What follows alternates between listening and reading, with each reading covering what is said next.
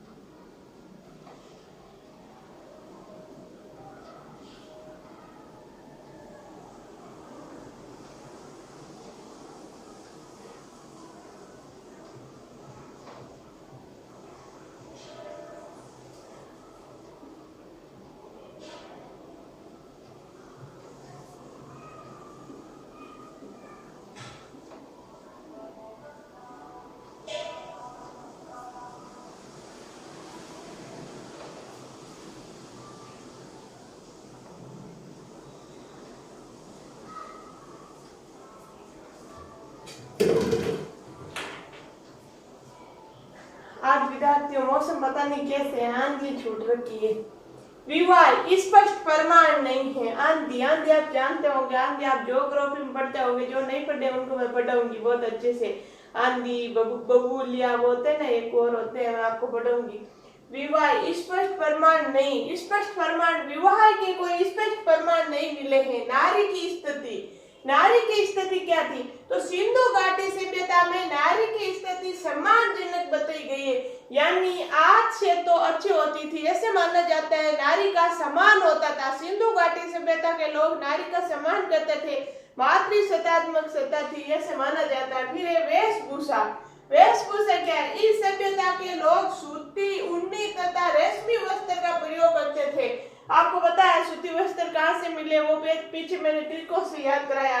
तो ऐसे माना जाता है कि लोग सूती वस्त्र पहनते थे, ऊनी भी पहनते थे, रेशमी भी पहनते थे, इनसे ये परिचित थे। खान पान, इस सभ्यता के लोग बाजरे, गेहूं, जौ, चावल से परिचित थे, यानी गेहूं, जौ, चावल वो चीजें खाते थे ऐसे माना जाता है। नोट्स की बात है, रोजदी से बाजरे की 6 किस्में प्राप्त हुई, यानी पहले भी बाजरा होता था, सिंधु घाटी के लोग भी बाजरा खाते थे। फिर है लोथल से चावल के अवशेष तथा रंगपुर से चावल की भूसी मिली है, यानी चावल भी खाते थे। तो ये इनका स्क्रीनशॉट लो विद्यार्थी, फिर आगे चल रहे हैं। विवाह स्पष्ट प्रमाण नहीं है। नारी की स्थिति, सिंधु घाटी सभ्यता में नारी की स्थिति सम्मानजनक थी। वेशभूषा, इस सभ्यता के लोग सूती, ऊनी तथा रेशमी वस्त्र का प्रयोग करते थे। खान पान, इस सभ्यता के लोग बाजरे, गेहूं, जौ, चावल प्रचलित थे। रोजी से बाजरे की 6 किस्में मिली है। लोथल से चावल के अवशेष तथा रंगपुर से चावल की भूसी मिली है। तो विद्यार्थियों आपने स्क्रीनशॉट ले लिया होगा, चलो आगे चलते हैं। तो चलो विद्यार्थियों आगे देखो क्या है। 7 नंबर पॉइंट है शिक्षा पद्धति। शिक्षा पद्धति कैसी थी? क्या शिक्षा पद्धति अच्छी थी? क्या शिक्षित है? तो देखना है, तो सिंधु घाटी सभ्यता के लोगों को लेखन कला का ज्ञान था। सिंधु घाटी सभ्यता के लोगों को लेखन कला का ज्ञान था, यानी वो लिखना जानते थे। क्यों? जिसकी जानकारी मुहरों पर अंकित चिन्हों से मिलती है, यानी सिंधु घाटी सभ्यता की जो मुहरे थे उन पे अलग अलग चिन्हों से पता चलता है कि सिंधु घाटी के लोग लेखन कला को जानते थे। फिर क्या है? सिंधु घाटी सभ्यता के लोगों की लिपि भाव चित्रात्मक लिपि थी। क्या थी? भाव चित्रात्मक लिपि। उसको बोलते क्या है? पुष्टोपैदल लिपि। विद्यार्थियों ये क्वेश्चन आएगा, पुष्टोपैदल लिपि कौन सी थी, किसमें थी, क्या थी, कैसे भी क्वेश्चन घुमा फिरा कर सकता है। तो सिंधु घाटी सभ्यता के लोगों की लिपि का भाव चित्रात्मक लिपि थी। भाव चित्रात्मक लिपि थी जिसको क्या बोलते हैं? पुष्टोपैदल लिपि कहते हैं। फिर दास प्रथा। क्या सिंधु घाटी सभ्यता के लोग दास रखते थे कि दास प्रथा थी? नहीं थी। इस समय दास प्रथा का प्रचलन नहीं था। सिंधु घाटी के समय दास प्रथा का प्रचलन नहीं था, वो दास नहीं मानते थे किसी को। मनोरंजन। सिंधु घाटी सभ्यता के लोग भी क्या मनोरंजन करते थे? क्या अभी जैसे हमारे पास मोबाइल होते थे? नहीं। सिंधु घाटी सभ्यता के लोग ढोल बजाना जानते थे, वो ढोल बजा के मनोरंजन करते थे। नृत्य करना जानते थे, वो भी पहले नृत्य करते थे। तथा पासे खेलना जानते थे, पासा खेलते थे। और क्या है? जैसे मनोरंजन से परिचित थे। सिंधु घाटी सभ्यता के लोग ढोल बजाते थे, नृत्य करते थे, खेल खेलते थे, वो इससे मनोरंजन करते थे। उनके पास ये मोबाइल नहीं था जो अब है। अब तो सब खत्म हो गया, खेल वेल कोई किसी का नहीं है, सिर्फ मोबाइल का है। फिर क्या है? सिंधु घाटी सभ्यता अंत्येष्टि, यानी अंत्येष्टि क्या होती है? उनकी अंत्येष्टि क्या थी? सिंधु घाटी सभ्यता के लोग शव को जलाना, दफनाना आदि से परिचित थे। सिंधु घाटी सभ्यता के लोग शव को जलाते भी थे, दफनाते भी थे, वो अपनी अलग अलग संस्कृति के अनुसार करते थे। कब्रिस्तान की जानकारी हड़प्पा से मिलती है। कब्रिस्तान की जानकारी कहां से मिलती है? हड़प्पा से मिलती है। डेथ में लाइन कतारबद्ध नर कंकाल कहां से मिला? मोहनजोदड़ो से। हमने पढ़ा था नर कंकाल मिले थे लाइन में से, डेथ वो कहां से मिले? मोहनजोदड़ो से। फिर क्या है? कालीबंगा से अंतिम संस्कार की तीनों विधियों की जानकारी मिलती है। कालीबंगा से अंतिम संस्कार की तीनों विधियां मिलती हैं, जैसे कौन कौन सी थी? दाह संस्कार करना, आंशिक समाधिकरण करना या पूर्ण समाधिकरण करना। तो विद्यार्थियों ये था हमारे सिंधु घाटी सभ्यता का सामाजिक जीवन। वो सामाजिक जीवन कैसे जीते थे, क्या खाते थे, क्या पीते थे, क्या शिक्षित थे, क्या दास प्रथा थी, क्या मनोरंजन था, ये सब पॉइंट थे। अब हम पढ़ेंगे सिंधु घाटी सभ्यता का धार्मिक जीवन, फिर हम पढ़ेंगे सिंधु घाटी सभ्यता का आर्थिक जीवन और फिर हमारी सिंधु घाटी सभ्यता फिनिश। तो पहले आप इनका स्क्रीनशॉट लो। चलो देखो मैं बोल रही हूँ। शिक्षा पद्धति। सिंधु घाटी सभ्यता के लोगों को लेखन कला का ज्ञान था, जिसकी जानकारी मुहरों पर अंकित चिन्हों से मिलती है। सिंधु घाटी सभ्यता के लोगों की लिपि भाव चित्रात्मक लिपि थी, जिसे पुष्टोफेदल लिपि भी कहते हैं। दास प्रथा। इस समय दास प्रथा का प्रचलन नहीं था। मनोरंजन। सिंधु घाटी सभ्यता के लोग ढोल बजाना, नृत्य करना तथा पास खेलना जैसे मनोरंजन से परिचित थे। अंत्येष्टि। सिंधु घाटी सभ्यता के लोग शव को जलाना, दफनाना आदि से परिचित थे। कब्रिस्तान की जानकारी हड़प्पा से मिलती है। डेथ में लाइन यानी कतारबद्ध नरकंकाल मोहनजोदड़ो से मिले। कालीबंगा से अंतिम संस्कार की तीनों विधियों की जानकारी मिलती है, जैसे दाह संस्कार करना, आंशिक समाधिकरण करना, पूर्ण समाधिकरण करना। तो विद्यार्थियों ये था हमारे सिंधु घाटी सभ्यता का सामाजिक जीवन। अगर आपको अच्छा लगा, मेरी पढ़ाना आपको अगर अच्छा लगता है, मेरी क्लास अगर आपको अच्छी लगती है तो ज्यादा से ज्यादा शेयर करना, लाइक करना और सब्सक्राइब करना बिल्कुल नहीं भूलना। धन्यवाद।